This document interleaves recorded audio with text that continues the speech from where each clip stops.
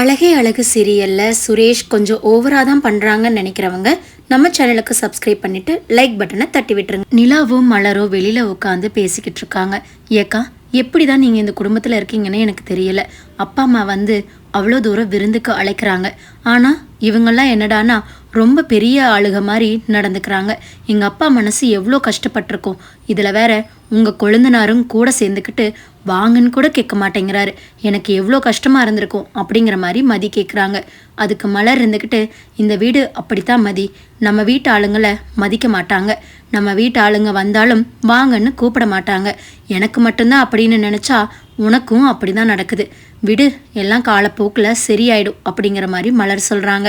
மதி ரூம்குள்ளே போகிறாங்க. அப்போ சுரேஷ் வந்து உட்காந்துருக்காரு யார் கூடயோ ஃபோன் பேசிக்கிட்டு.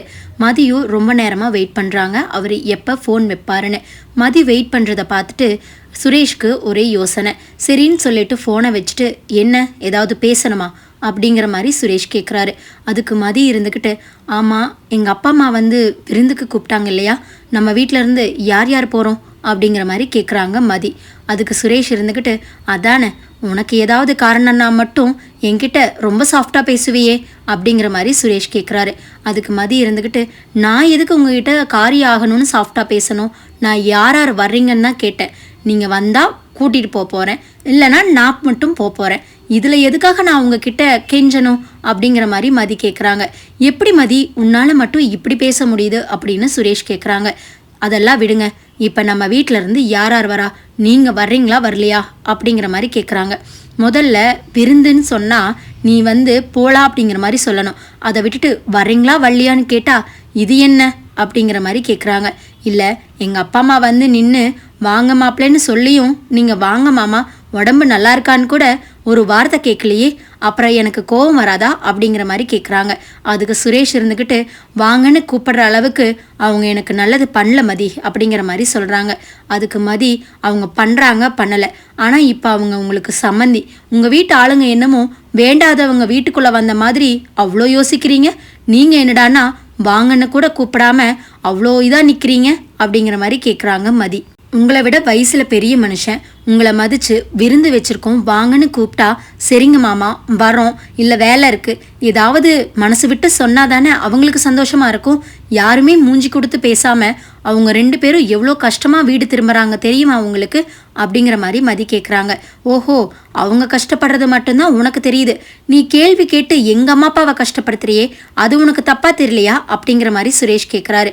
அதுக்கு மதி இருந்துக்கிட்டு எங்கள் அப்பா அம்மா செய்கிறது வேற, உங்கள் அப்பா அம்மா செய்கிறது குடும்பப்படுத்துகிறாங்க, அதை கேட்டு போனால் உங்களுக்கு நான் கெட்டவளா தெரியறேனா அப்படிங்கிற மாதிரி மதி கேட்குறாங்க. சரி அதையெல்லாம் விடுங்க, இப்போ நீங்கள் நாளைக்கு வர்றீங்களா வரலையா அப்படின்னு கேட்குறாங்க.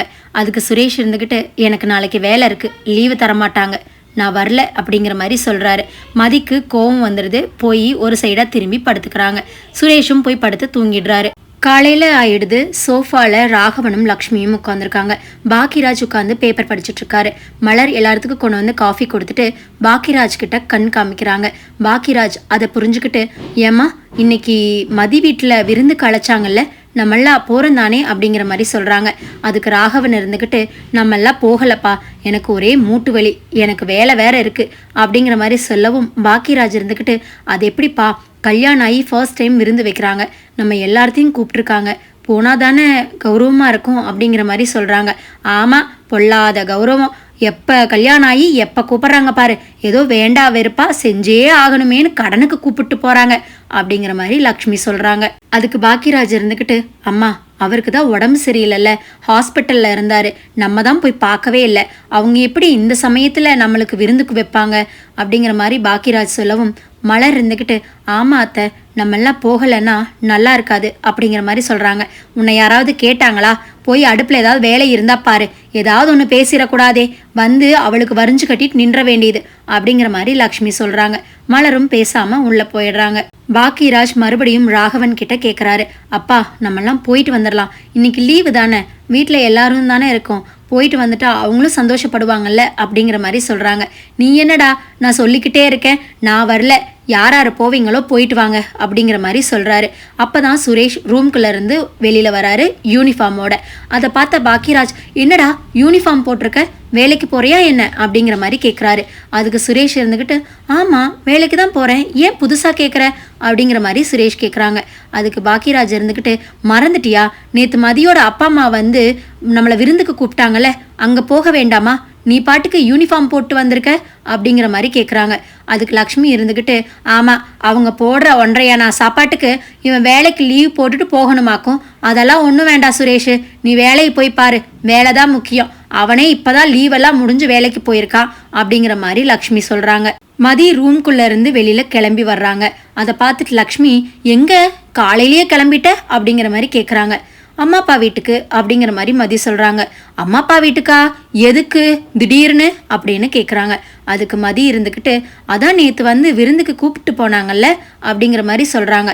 விருந்துக்கு கூப்பிட்டா நாங்கள்லாம் யார் வர்றோம் வரல கிளம்புங்க அப்படின்லாம் ஒன்றுமே சொல்ல மாட்டியா, நீ பாட்டுக்கு கிளம்பி வந்து நிற்கிற அப்படின்னு சொல்கிறாங்க.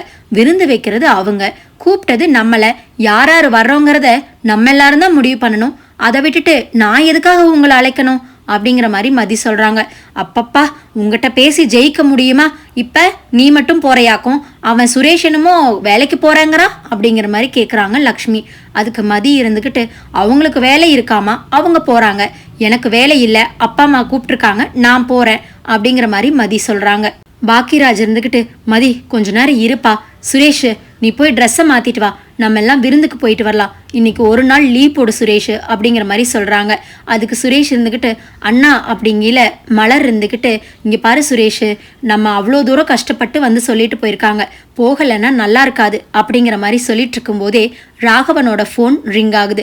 எடுத்து பார்த்தா தங்கராஜ் மாப்பிள்ள தான் கூப்பிட்டுருக்காரு. மாப்பிள்ள கூப்பிட்றாரு, கொஞ்ச நேரம் அமைதியா இருங்க அப்படிங்கிற மாதிரி சொல்லிட்டு ஃபோனை எடுத்து அட்டன் பண்ணி பேசுகிறாரு. சொல்லுங்க மாப்பிள்ள, என்ன இந்நேரத்துக்கே கூப்பிட்டுருக்குறீங்க, எல்லாரும் நல்லா இருக்கீங்க தானே அப்படிங்கிற மாதிரி ராகவன் கேட்குறாரு. அதுக்கு தங்கராஜ் இருந்துக்கிட்டு எல்லாம் நல்லாதான் மாமா இருக்கும், ஆமாம் விருந்துக்கு எப்போ கிளம்புறீங்க, எந்நேரம் போகிறீங்க அப்படிங்கிற மாதிரி கேட்குறாங்க. அதுக்கு ராகவன் இருந்துக்கிட்டு எந்த விருந்துக்கு மாப்பிள்ள அப்படின்னு கேட்கவும், என்ன மதியோட அப்பா அம்மா வந்து நேற்று விருந்துக்கு கூப்பிட்டாங்களாமா, எனக்கு ஃபோன் வந்துச்சே அப்படிங்கிற மாதிரி தங்கராஜ் மாப்பிள்ள கேட்குறாரு. அதுவா மாப்பிள்ள, அப்போது சொல்லிட்டு தான் போனாங்க, அவங்க இவ்வளோ நாள் கழித்து சொல்லியிருக்கிறாங்க, நம்ம போகணுமா என்ன, அதுதான் நாங்கள் யாரும் போகலைன்னு முடிவு பண்ணிட்டோம் அப்படிங்கிற மாதிரி சொல்லவும், ஓ நீங்களே முடிவு பண்ணிட்டீங்களா, அப்போ எனக்கு அந்த வீட்டில் எந்த பேச்சுக்கும் மரியாதை இல்லை அப்படிதானே அப்படிங்கிற மாதிரி தங்கராஜ் மாப்பிள்ள கேட்குறாரு. அதுக்கு ராகவன் இருந்துக்கிட்டு அப்படியெல்லாம் இல்லை மாப்பிள்ள, நீங்கள் சொல்லுங்கள் என்ன பண்ணணும்னு அப்படிங்கிற மாதிரி கேட்குறாங்க. இங்கே பாருங்க, மதியை நான் பார்த்து கல்யாணம் பண்ணி வச்சேன், அந்த குடும்பம் என் குடும்பம் மாதிரி, அவங்க வந்து விருந்துக்கு கூப்பிட்டாங்கன்னா போகிறது தான் நம்ம முறை, போய்த்தான் ஆகணும், நான் வரேன், நீங்கள் வரீங்களா வரலையா அப்படிங்கிற மாதிரி கேட்குறாங்க. அப்படியா மாப்பிள்ள, சரி சரி நாங்கள் வந்துடுறோம், நீங்கள் கோச்சுக்காதீங்க அப்படிங்கிற மாதிரி சொல்லிட்டு ஃபோனை வச்சிடுறாங்க. டேய் சுரேஷ், போய் துணியை மாற்றிட்டு கிளம்பி வா, நம்ம எல்லாரும் விருந்துக்கு போயிட்டு வந்துடலாம், எல்லாரும் போய் கிளம்புங்க அப்படிங்கிற மாதிரி ராகவன் சொல்கிறாரு. அதுக்கு சுரேஷ் இருந்துக்கிட்டு ஏன்பா கண்டிப்பாக போகணுமா அப்படிங்கிற மாதிரி கேட்கவும், ராகவன் இருந்துக்கிட்டு ஆமாண்டா தங்கராஜ் மாப்பிள்ள வராராமா, அவர் நம்ம எல்லாரையும் கட்டாயம் வர சொல்லியிருக்காரு, போய் தான் ஆகணும், மாப்பிள்ளையவெல்லாம் கோச்சிக்க முடியாது அப்படிங்கிற மாதிரி சொல்கிறாங்க. மதி இருந்துக்கிட்டு அப்போ எங்கள் அப்பா அம்மா சொன்னத வார்த்தைக்கு மரியாதை இல்லை, உங்கள் மாப்பிள்ளை சொன்னாருன்னு தான் வரீங்களா அப்படிங்கிற மாதிரி கேட்குறாரு. அதுக்கு பாக்கியராஜ் இருந்துக்கிட்டு மதி கொஞ்ச நேரம் அமைதியாக இருப்பா, அதுதான் எல்லாரும் வரேன்னு சொல்லிட்டாங்கல்ல, நம்மெல்லாம் போயிட்டு வந்துடலாம் அப்படிங்கிற மாதிரி சொல்கிறாங்க. மலர் இருந்துக்கிட்டு ஆமாம் மதி பேசாம வா நம்ம போய் கிளம்பலாம் அப்படிங்கிற மாதிரி சொல்கிறாங்க. இதுதான் இனி வர எபிசோடுகளில் நடக்க போகுதுன்னு நான் நினைக்கிறேன்.